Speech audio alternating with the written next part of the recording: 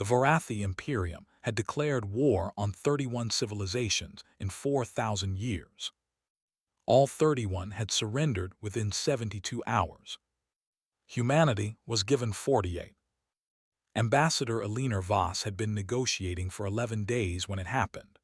11 days of careful language, of measured concessions, of the particular patience that 30 years of diplomacy had built into her the way weather builds into stone. The conference room on conquered Station Verath was neutral ground, which meant it belonged to no one, and therefore everyone was equally uncomfortable in it, which Elinor had always believed was the correct condition for honest negotiation. She had been close. She knew the shape of an agreement when she could see it, and she had seen it 2 days ago in the way Grand Imperator Solith Von's intermediaries had started responding to her proposals with something other than immediate rejection. That was the first sign. She had been building toward the second sign, which was when the other side started proposing instead of only responding, and she had believed that sign was coming within the next 72 hours. Then Solith Von walked into the conference room himself. He had not attended a single session in 11 days. The Grand Imperator of the Vorathi Imperium did not attend sessions. He sent intermediaries. He reviewed summaries. He approved or rejected positions from a throne room on Kethvar Prime 3 days transit away. His presence in this room in person was so unexpected that the entire chamber went momentarily still at the sight of him. He was tall. They were all tall, the Vorathi, shaped by a high-gravity home world into something dense and deliberate in every movement. His robes were the deep green of old authority, edged in black that had been the Vorathi imperial color for longer than most species had possessed writing. He had 4,000 years of unbroken success standing behind him, and he moved like it. He walked to the center of the room. He reached into his robes. He placed a document on the table in front of Elinor Voss. He did not speak. Elinor looked at the document. She did not pick it up immediately. She looked at it the way she looked at anything unexpected, fully, without reaction, giving herself the time to understand what she was seeing before she decided what to think about it. It was a war declaration, formal, complete, already signed. The Vorathi imperial seal at the bottom. She could see, from the transmission log header at the top, that it had been broadcast simultaneously to 43 species as galactic witnesses. It was, in every legal and procedural sense, already done. 48 hours, all coalition worlds, all fleet assets, all territorial claims, unconditional surrender. She read it twice. 40 species were watching from the observer gallery.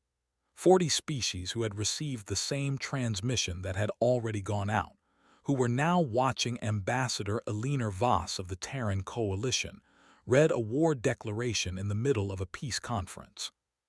She set the document down. She looked at Solith Von. His expression was the expression of someone who has done a thing many times and knows exactly how it proceeds. There was patience in it. The patience of something that has watched the same sequence of events unfold 31 times and is waiting for the 32nd iteration to begin. First would come the silence, then the request for clarification, which was the sound of collapse beginning, then the negotiation over terms of surrender, which was the sound of collapse completing. The silence came. Elinor sat with it for 11 seconds. Solith Von watched her. He had seen this silence before, in the receiving chambers of 31 different civilizations, in the faces of 31 different leaders. The silence was always the same. It was the silence of a mind confronting something it had no framework for and shutting down briefly while the framework was rebuilt around the new reality. Elinor picked up her personal comm. She typed 2 words. She sent them. She put the comm down. She looked at Solith Von and said, in the same tone she used when correcting a factual error in a briefing document, "You have made a mistake." Admiral Dex Okafor had been on the bridge of the CDS final answer for 11 days. Not continuously. He slept in 4-hour intervals, ate at his station, and conducted the business of commanding a coalition flagship in the measured, unhurried way he conducted all business. He was not a man who performed readiness.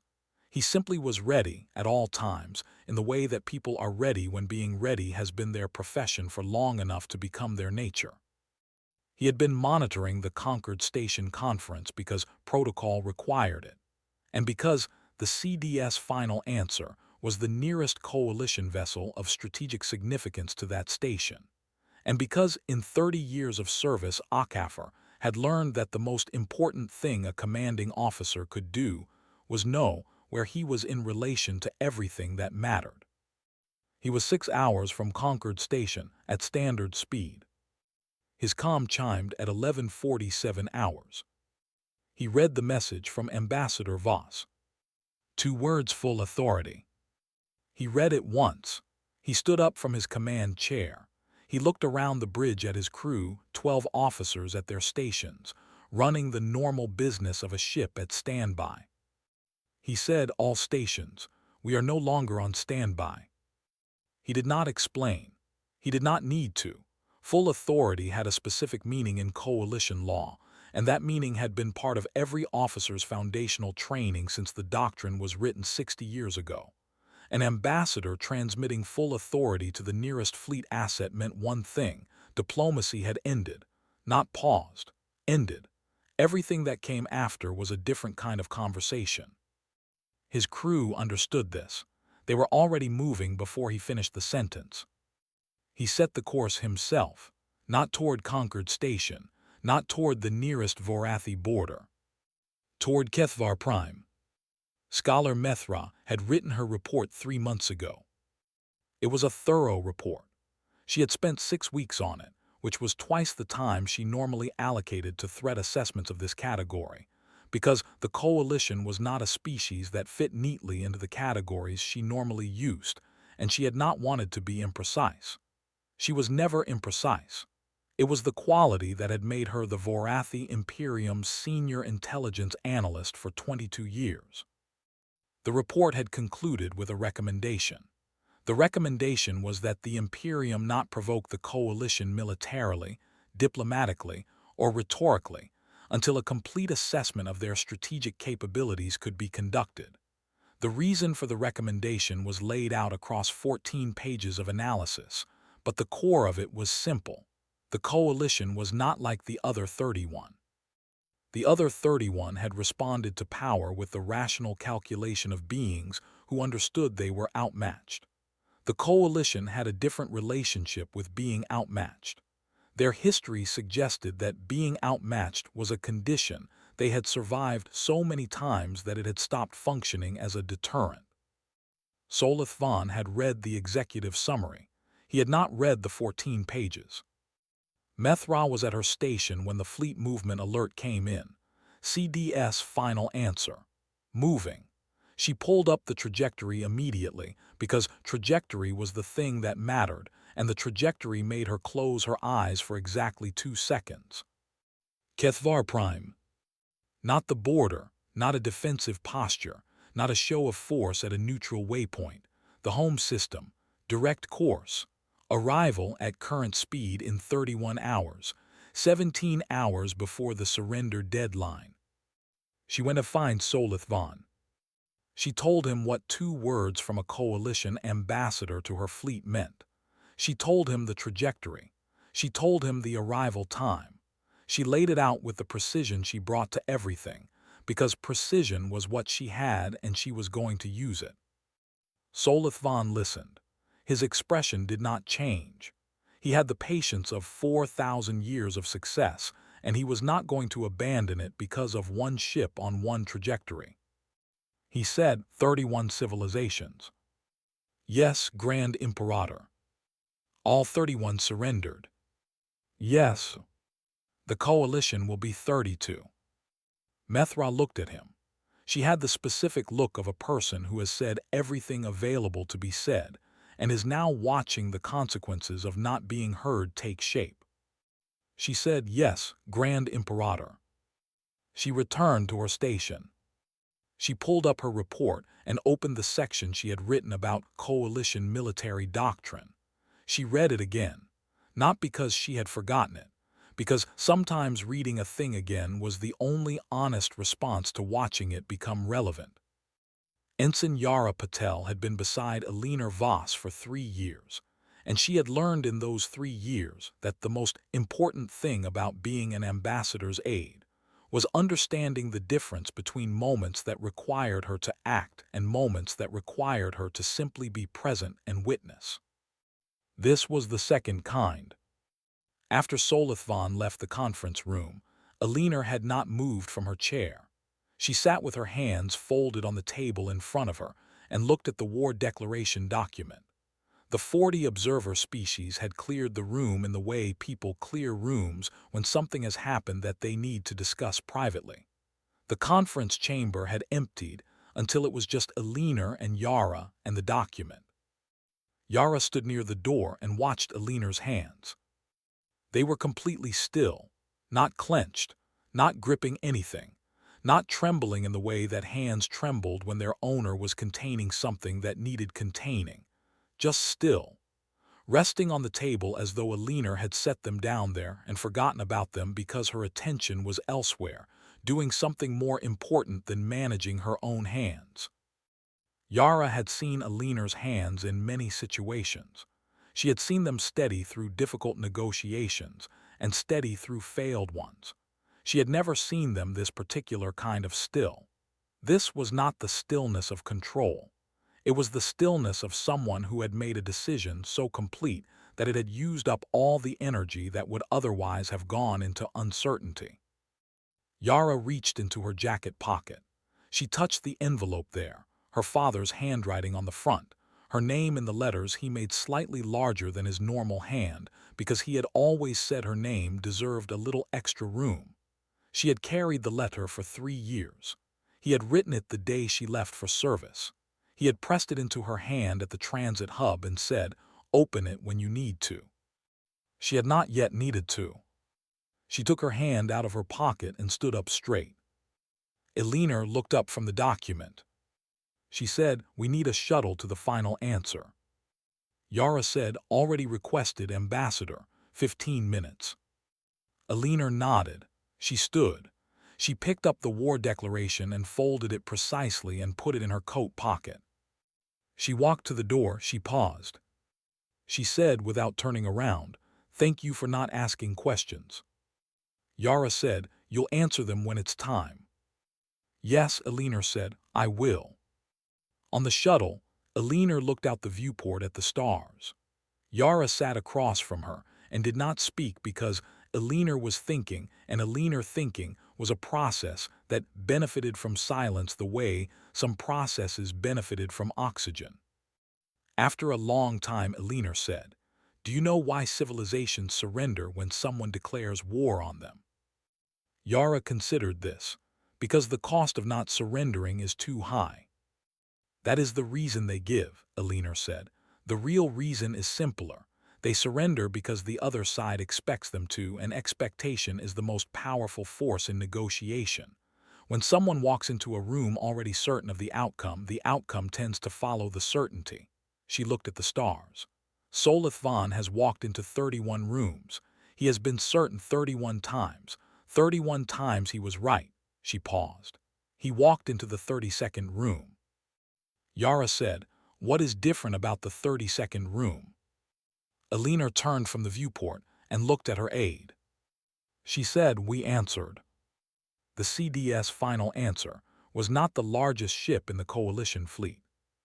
It was not the most heavily armed, or the fastest, or the most decorated with the particular kinds of honors that navies gave their most celebrated vessels.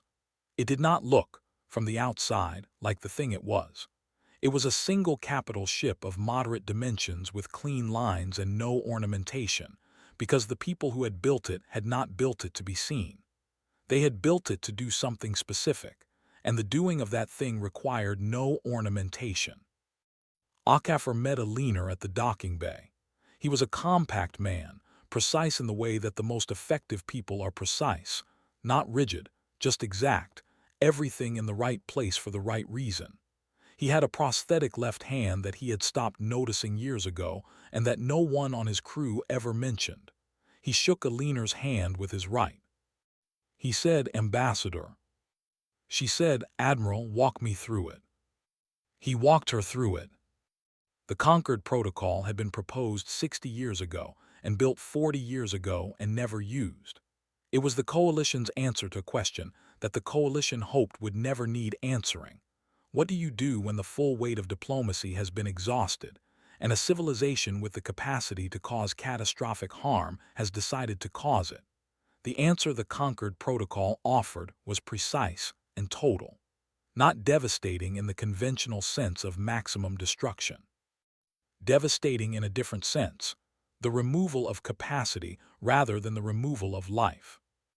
Every major military installation in a target civilization's space, simultaneously, fleet staging grounds, weapons manufacturing, command and control infrastructure, deep space defense networks. Not cities, not civilians, not the hospitals or the farms or the universities or the places where ordinary beings conducted the ordinary business of being alive. Just the military machine, all of it at once. Because the Coalition had learned, across 200 years of watching wars end, that the conflicts that ended completely were the ones from which no pieces were left standing to restart. And because they had also learned in the same 200 years that the distinction between a civilization's military capacity and its civilian life was a distinction worth making and worth maintaining precisely when the pressure to abandon it was highest. The Concord Protocol made that distinction at scale. It had never been used. HFY showed Aliner the targeting system on the main tactical display. 31 Vorathi systems, 412 identified military assets. The CDS final answer needed to reach a specific range from Kethvar Prime to execute the protocol with full precision. 28 hours at current speed. Aliner looked at the display for a long time. She said, "How long have you been ready to use this?" "Since we entered Vorathi sensor range," HFY said, 4 days ago." "And you waited." "You were still talking," he said. "While you were talking, this was the wrong answer." He looked at the display. "You stopped talking 11 hours ago." Aliner nodded. She looked at the targeting data. 31 systems, 412 assets.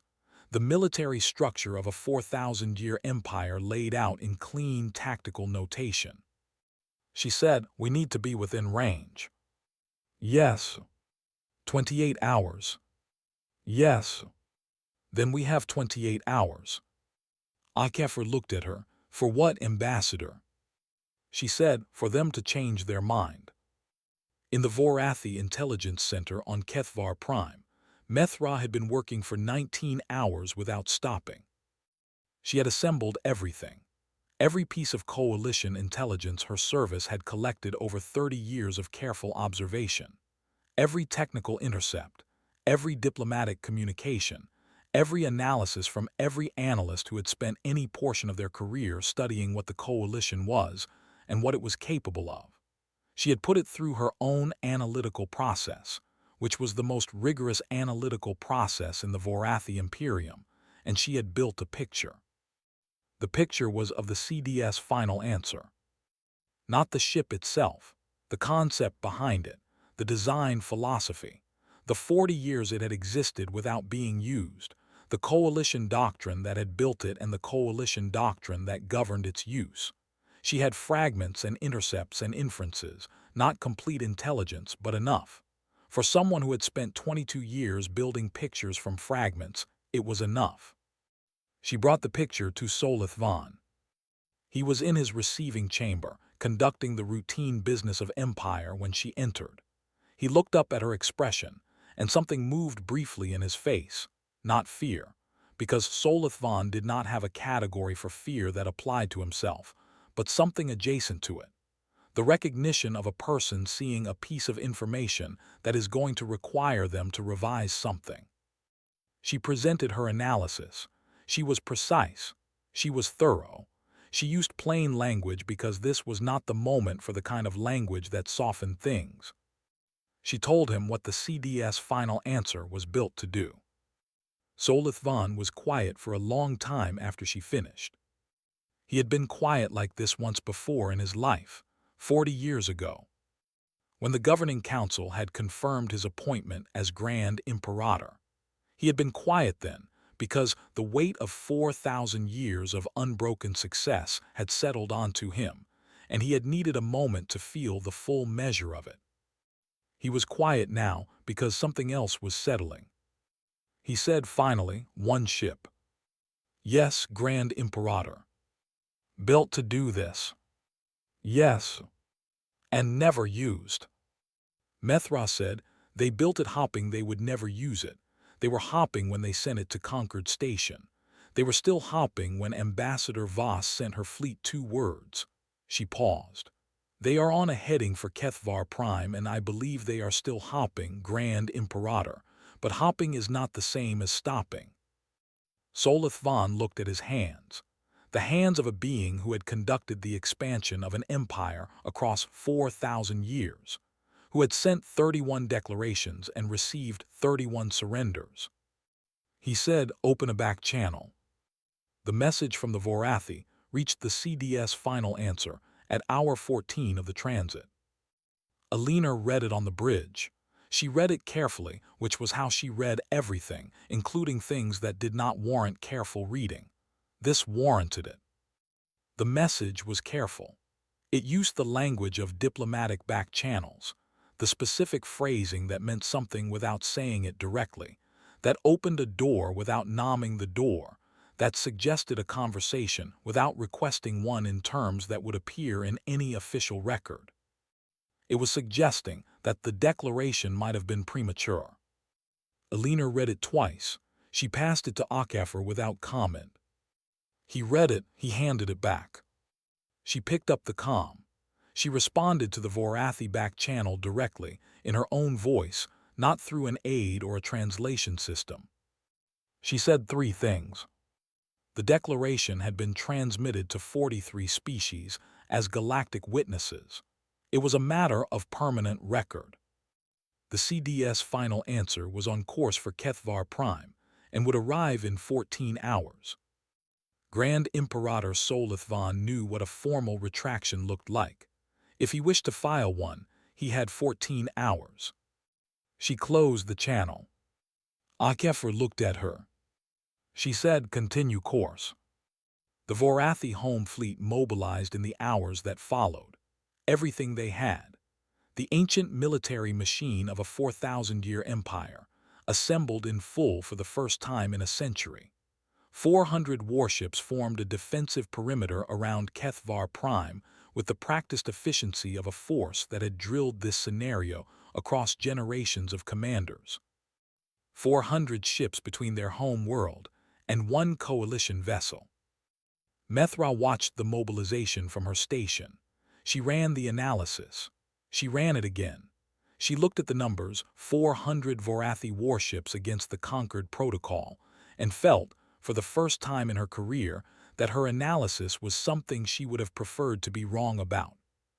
She filed a formal recommendation directly to Solith Vaughn's personal terminal. It was the most direct document she had written in 22 years of service. She had spent 30 seconds writing it because it required exactly 1 sentence. "Retract the declaration." He did not respond. The silence belt was the debris field at the edge of Vorathi space, named for the particular quality of its sensor environment. Dense enough with drifting material to create a passive interference that swallowed most communication signals and left ships traveling through it in a kind of enforced isolation from everything outside it. It was 8 hours from Kethvar Prime, and it was where the Vorathi fleet had positioned itself, using the interference to complicate targeting solutions on their formation. The CDS final answer entered the silence belt at 3:40 hours and found 400 warships waiting. Akafor looked at the formation on his tactical display. His expression did not change. He had the expression he always had, which was the expression of a man reading information he had already anticipated and finding his anticipation confirmed. He turned to Alina. He said, "Ambassador, last opportunity." Alina looked at 400 warships on the display. She thought about 11 days of negotiating. She thought about the shape of an agreement she had seen 2 days before Solithvan walked into the conference room. She thought about 31 civilizations that had surrendered because certainty had pressed against them and they had folded to its weight. She opened a channel, not to the fleet command frequency, to the open broadcast that would reach every ship in the Vorathi formation simultaneously. She said, "My name is Ambassador Alina Voss of the Terran Coalition. I have spent 11 days attempting to prevent this situation. Grand Imperator Solithvan declared war in the middle of a peace conference, in a room where I was trying to build something that served both our civilizations." She paused. "I am addressing every commander in this fleet directly. I am giving you 10 minutes to contact your Imperator and tell him to file a formal retraction of the declaration. Every one of you has a command frequency. Every one of you knows how to use it." Another pause. "I am not giving this time to the Grand Imperator. I am giving it to you, because you are the ones in this debris field and you deserve to understand that you have a choice about what happens next." She closed the channel. She looked at HFY. She said, 10 minutes. He nodded. He waited. In the Vorathi fleet formation, Fleet Commander Rathvel had been commanding warships for 30 years. He had served under 3 Grand Imperators. He had followed orders across 3 decades without questioning them, because the orders he had been given had been, in his assessment, the orders of people who understood the Empire's interests and acted accordingly. He received Ambassador Voss's transmission on his bridge. He listened to it. He looked at his tactical display, at the single coalition ship holding position in the debris field. He looked at the 400 warships around it, including his own. He opened a private channel to the intelligence frequency. He found Methra's identifier. He said, "Scholar Methra, is she serious?" Methra's response came back in seconds. She said one word. "Yes." Rathvel looked at his display for a long time. He was a commander who had spent 30 years executing orders. He had not, in that time, developed the habit of thinking about what came after the orders were executed, because in 30 years the orders had always been executable without consequences that required that kind of thinking. He was thinking about it now. He looked at Kethvar Prime on his navigation display. Beautiful, blue-green, ancient, the home world of his civilization, visible even from here as a point of light among the stars. He opened the command frequency to the Grand Imperator's receiving station. He reported the ambassador's transmission and the 10-minute window. The receiving station acknowledged. 9 minutes and 47 seconds passed. No retraction was filed. Alina watched the clock. HFY watched Alina. The bridge of the CDS final answer was very quiet in the way that spaces go quiet when everyone in them understands the weight of the next moment. The clock reached 10 minutes. Alina looked at HFY. She said one word. "Proceed." What the Concord Protocol did was not what the Vorathi fleet expected, because what they expected was what weapons did. They pointed, and they struck what they pointed at. 400 warships in a defensive formation understood what to do about a weapon that pointed. They would take the fire. They would return fire. They would fight with the weight of 400 ships against one. The Concord Protocol did not point. It reached. The CDS final answer held its position in the debris field, and the Concord Protocol activated, and it reached through the silence belt, and past the defensive formation, and across the distance to Kethvar Prime and the 31 systems beyond it. And it did what it had been built to do with the precision of 40 years of design, and the patience of 40 years of never being used. The Vorathi Military Command Center on Kethvar Prime ceased to function. The 3 fleet staging grounds in the inner system ceased to function. The weapons manufacturing complex on Vorathi Secondary 7 ceased to function. The deep space defense stations guarding the 11 main approach corridors to Vorathi space ceased to function. The communication arrays that coordinated military operations across the Vorathi Imperium's 31 systems ceased to function. The shipyards in the outer belt ceased to function. The ground-based weapons installations on 4 inhabited worlds ceased to function. All of it.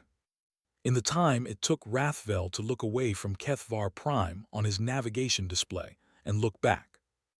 The 400 warships in the Silence Belt were untouched, their hulls undamaged, their crews unharmed, their engines running at normal output, every defensive system still fully operational.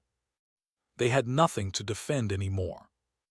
Rathvel's communication officer said, voice carefully controlled, "Commander, we are receiving no signal from Kethvar Prime. Try the secondary array." A pause, no signal. Tertiary. No signal, Commander. We are receiving no signal from any Vorathi military installation across any frequency. Rathvel looked at his sensor display. The CDS final answer was still there. Same position. It had not moved. It was holding in the debris field with the patient stillness of something that had done what it came to do and was now waiting to see what came next. He opened a channel to it. He did not know what to say. He opened the channel and waited. Alina answered personally. She said, "Commander, your fleet is undamaged. Your home world is undamaged. Your civilian population is undamaged. Every hospital, every city, every farm, every place where the Vorathi people go about the business of living is exactly as it was an hour ago." She paused. "Your military capacity is gone. What remains is a choice about what happens next." Rathvel said, "What choice?"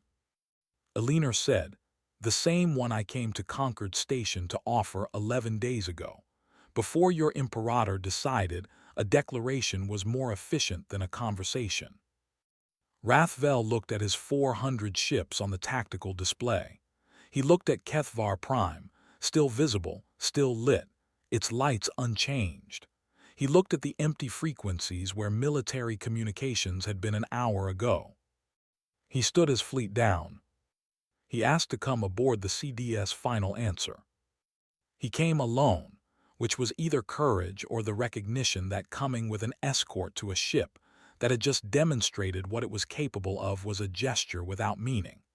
He walked through the corridors with the attentive focus of someone memorizing the details of a place, because the place had proved itself significant. He was brought to a conference room where Alina was waiting. He sat across from her. He looked at her for a long moment.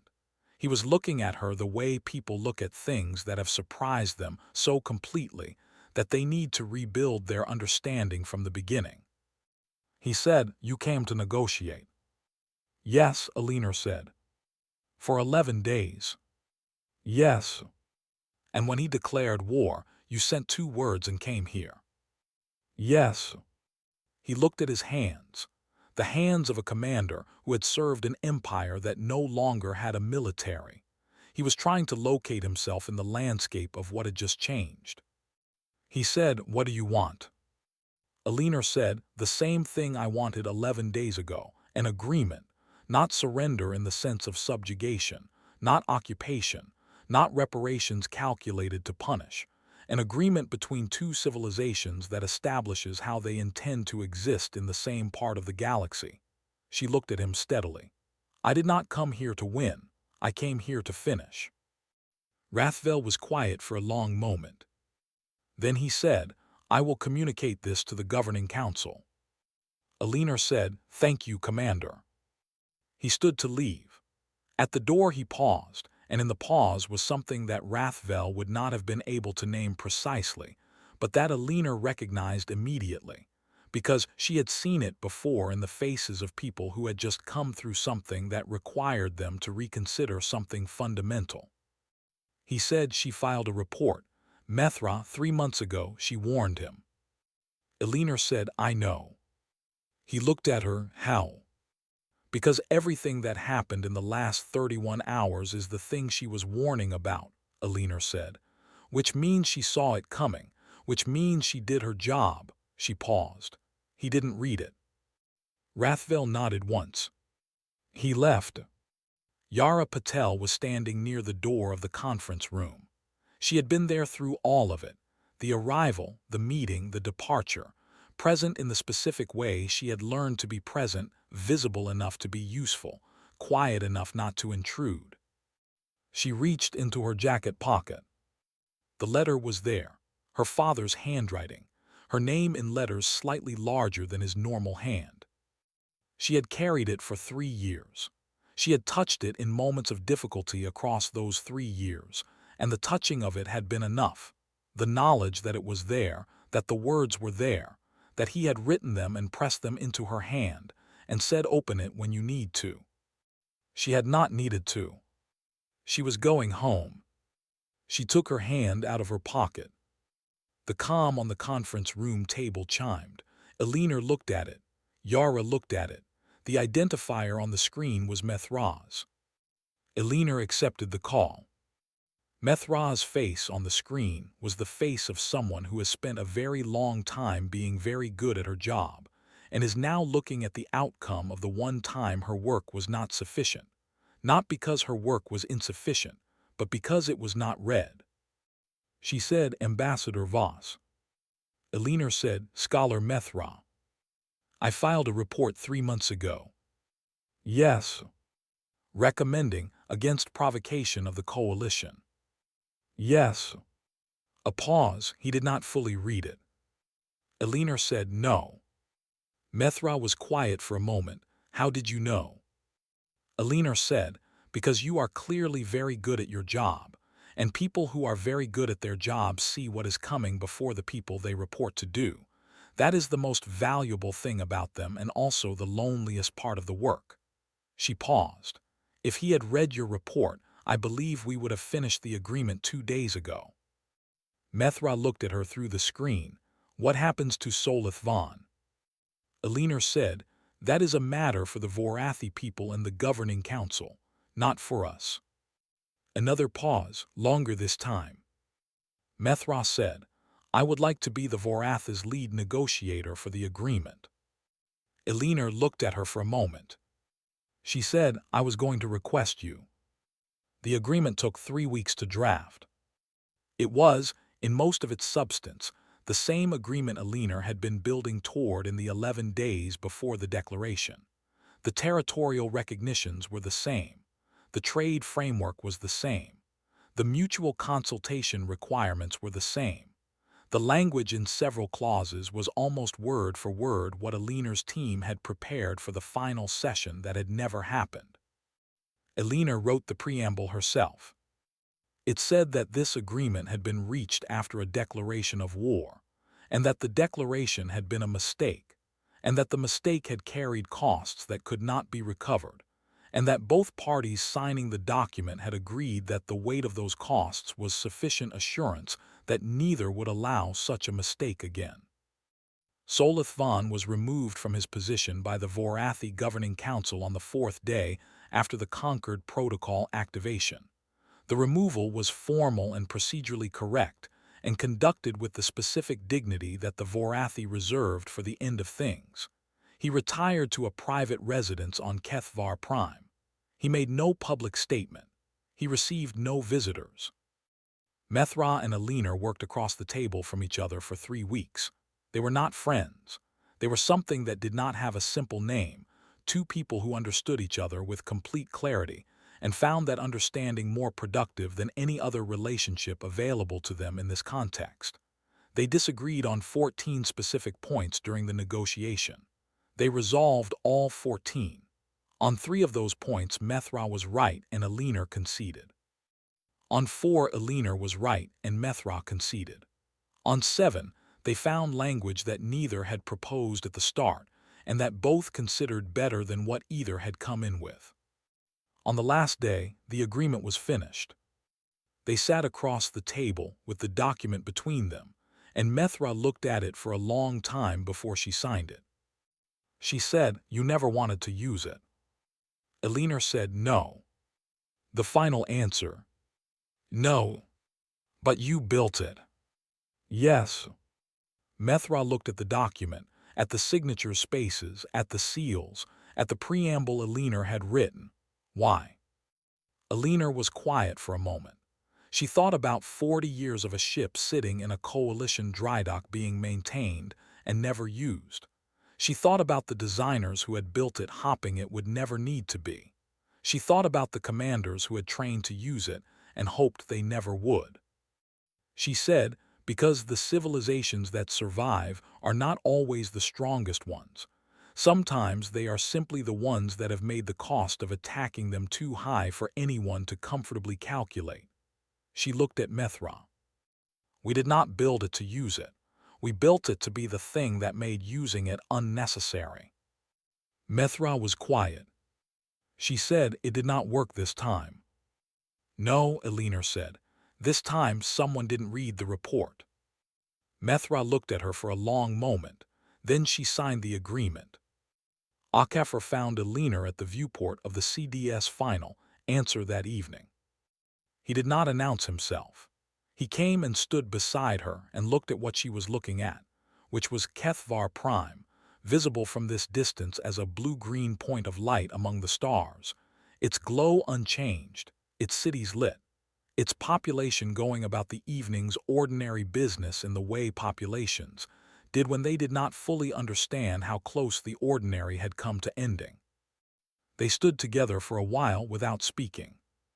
The silence was the comfortable kind, the kind between two people who have been through something significant together and do not need to process it out loud to know what they went through. Akeffer said quietly, "Where to, Ambassador?"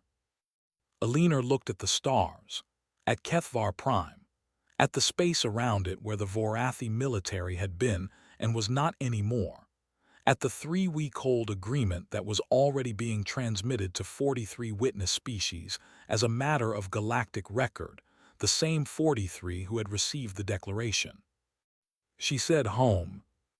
He nodded once. He went to give the order. Elinor stayed at the viewport a moment longer. 30 years of diplomacy, 11 days of building, 48 hours that nobody who had been in them would fully explain to the people who asked about them later. 3 weeks of finishing what should have been finished before any of the 48 hours were necessary. The stars were the same as they had always been, cold and permanent and indifferent to the small fierce things that happened between them. She turned from the viewport and walked toward the bridge. Yara was in the corridor outside the conference room. She was sitting against the wall with her back straight and her legs extended, which was the way she sat when she was tired enough to need to sit but too trained to allow herself to sprawl. She had the letter in her hands. She was reading it. Elinor saw her from down the corridor and paused. She watched her aide read the letter, read it slowly, in the way you read something that contains things you have been waiting to receive, that you have been carrying toward without knowing when the carrying would end. Yara finished reading. She folded the letter carefully. She put it back in its envelope. She put the envelope back in her jacket pocket where it had lived for 3 years. She looked up and saw Elinor watching. She stood. She straightened her uniform. She was 24 years old and she had been present for something that she would spend the rest of her life understanding, and she looked, Elinor thought, exactly the way a person looked when they knew that. Yara said, "Good letter." Elinor said, "Yes." He said he was proud of me. She paused. He said the most important thing a person could do was stay in the room when staying in the room was difficult. She looked at Elinor. He must have known. Elinor looked at her for a moment. She said, "He raised you. Of course he knew." The CDS final answer turned for home. Single ship, standard speed, moving through the silence belt and past the Vorathi outer system and into the open dark between things, unhurried. The work was done. The agreement was signed. The 43 witness species had received both the declaration and the agreement in the order they had arrived, and were already conducting the particular recalibrations that significant events required. In the records of 39 of those 43 species, the event was filed under various headings that translated approximately as, "The day the coalition answered." In the Vorathi records, under the classification system that Methra rebuilt in the 3 months after the agreement, the event had a single designation. She called it the last declaration.